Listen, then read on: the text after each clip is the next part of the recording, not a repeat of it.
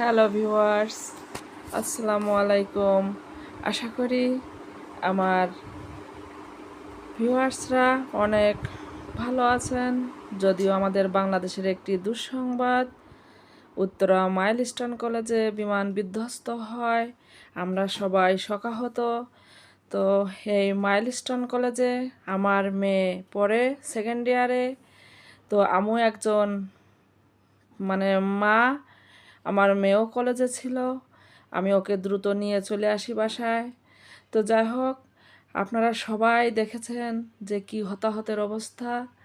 কারণ আমার মেয়ে আগে ওই দিয়াবাড়ি স্থায়ী ক্যাম্পাসেই পড়তো, কিন্তু যাই হোক 1 বছর হলো আমি উত্তর 11 নম্বর সেক্টরে নিয়ে আসি, আমার বাসার পাশে। আমার বাসার 10 নম্বর সেক্টর।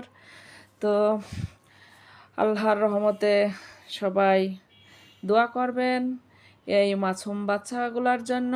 এখন তো আর ওরা বাচ্চা নেই, অনেকেই লাশ হয়ে গেছেন। তো এই যে আমাদের ইব্রাহিম রাদিয়াল্লাহু সাল্লাল্লাহু আলাইহি সাল্লামের জীবনটা যেরকম ঠান্ডার কবলেই হয়েছিল, আল্লাহ যেন ওই বা মাসুম বাচ্চাগুলোকে ইব্রাহিম রাদিয়াল্লাহু সাল্লাল্লাহু আলাইহি সাল্লামের মতো ঠান্ডা করে দেয় ওদের জান্নাতে। তো যাই হোক, আমি যে আমার ফ্রিজটা, ডিপ ফ্রিজটা সাজাইতে সাজাইতে আমি আপনাদের সাথে কথা বলছি। আর এই যে আমি কিছুদিন আগে দারাজ থেকে এই পার্সেলটা নিয়েছিলাম, আমার কাছে খুব ভালো লেগেছিল।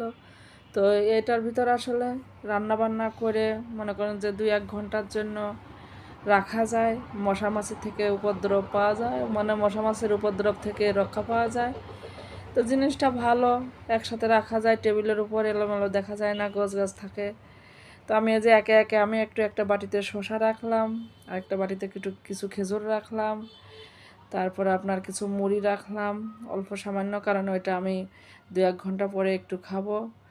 আর এই যে ফল রাখলাম। তো একে একে যে এখানে এই কি বলবো এটাকে, এটা একটা বাস্কেট বলে না কি বলে, আমার নামটা জানা নেই, তবে এটা 5টা লেয়ার আর হোয়াইট কালার, দেখতে আসলে বেশ সুন্দর। এটা যদি কর্নারে কোনো টেবিলের উপর কিংবা ডিপ ফ্রিজের কর্নারে ডাইনিংয়ের পাশে রাখা যায়, আসলেই ভালো লাগে। তো যাই হোক, একে একে যে আমার র্যাক বাস্কেটটা সাজিয়ে নিলাম, আর তারপরে চলে আসছে আমার রান্নাঘরে। আজকে আমি আলু ভাজি খাবো, কারণ আমার ছেলেমেয়েরা আলু ভাজি খাইতে চেয়েছে। এর জন্য আমি এই যে আলুটা আগে আমি মানে কেটে নিয়েছি, কেটে ক্লিন করে নিয়েছিল। এখন যে আমি চুলায় দিয়ে দিচ্ছি, একে একে আমার আলুগুলো দেওয়া হয়ে গেছে। তারপর আমি হলুদ, কাঁচামরিচ, রসুন, পেঁয়াজ দিয়ে নিয়েছিলাম আগে। তো যাই হোক, এই আলু ভাজি সবাই পারেন কম বেশি, তো এটা আর দেখানোর কিছু নেই। তারপরেও আমি আজকে খাবো এটা, তাই আপনাদের সাথে শেয়ার করলাম। তো সবাই ভালো থাকবেন, দোয়া করবেন। আসসালামু আলাইকুম।